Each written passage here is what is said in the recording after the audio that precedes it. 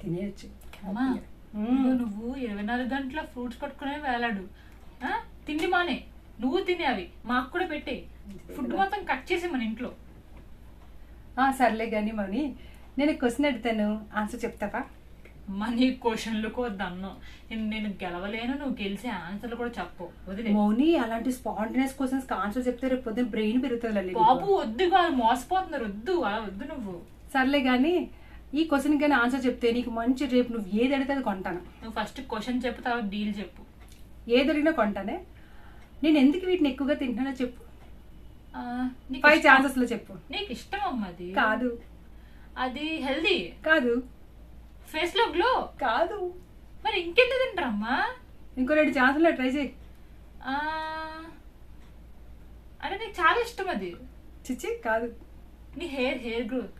చిచ్చి ఇవి పళ్ళు కనుక నాకు తింటారు. అది